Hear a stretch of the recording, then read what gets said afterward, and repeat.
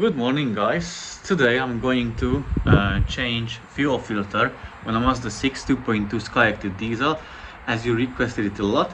So basically I'm going to tell you in advance what I'm going to do.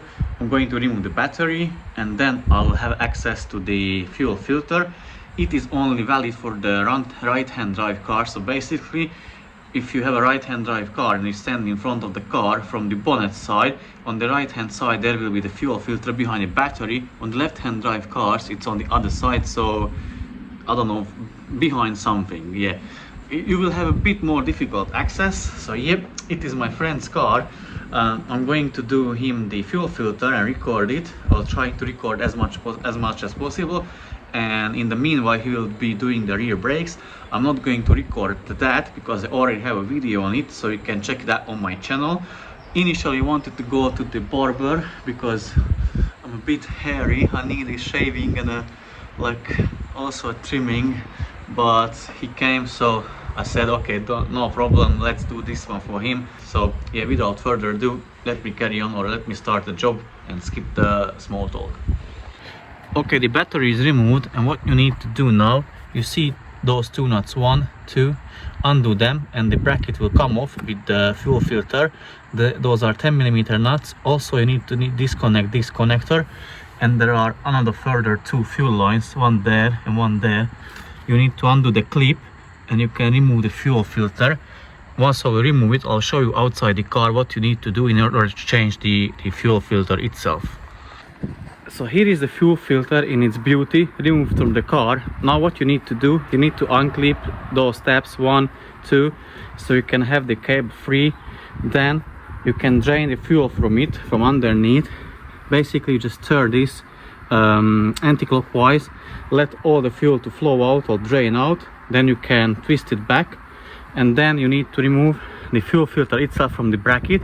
I guess they are size 12mm nuts, but I'm not sure, maybe 10, maybe 12, but my guess is they are 12. So remove that, and then you can slide out the fuel filter from the bracket, and then I'll show you later how to remove it from the cap, from this top cap. So now I have removed the fuel filter from the bracket. They were size 12 nuts, and now I'm going to undo this one with hand and then just drain the fuel from it.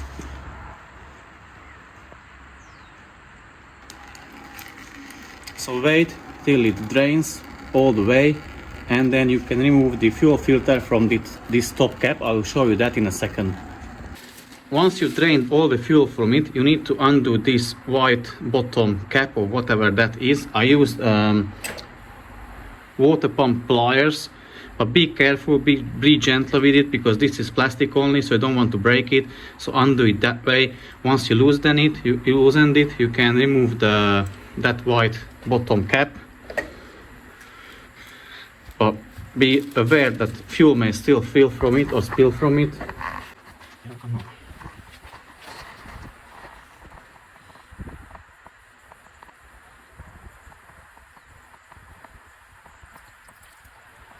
You can clean this one a tiny bit from dirt, and there is a gasket on the bottom of it. You should get this one in your kit as well, so make sure you don't leave it out from the fuel filter. Now basically you can repeat the same step. So now you need to remove the fuel filter itself from the top cap. Again, use a vice grip, hold this one and undo it that way, and I'll show you that in a second when they are separated. Okay, now I've undone separated or undone the top cap from the filter itself, so now I can just unscrew it. Yeah, and basically that's the top. So I undone it the same way with the water pump pliers in a vise. So, and now I'm going to put the new filter back on. I'll show you one tip how to avoid like a long cranking after you replace the fuel filter. Now I first put on the bottom cap. Obviously don't forget the rubber o-ring, and there is another rubber o-ring in the top. And before you put back the top cap fill it up with fuel, with diesel, and then you won't have hard time starting the car. It should start up on the first try, first attempt. So let me do that. Let me fill it up with fuel, and then I can put back the top cap. Also note, like, don't tighten it, only tighten the bottom cap with hand, and also then tighten the fuel filter to the top cap with hand only, and then that's it. And you can fit it back to the car and start it up, and it should be good to go as well. And we are up and running as we expected on the first try, because we filled up that with fuel. Another method how you could have done it, if you use a transfer pump or a pump, like you can pull a vacuum on it and pull fuel from the tank through one of the hoses. I prefer this method because I'll be honest with you, I don't know which line is which, so I don't know which is the return line and which is the fill line. So that's why I rather fill it up, and then it will start up the first try.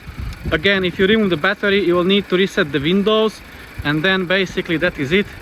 You've changed the fuel filter, and you saved a lot of money for yourself, and you are good to go.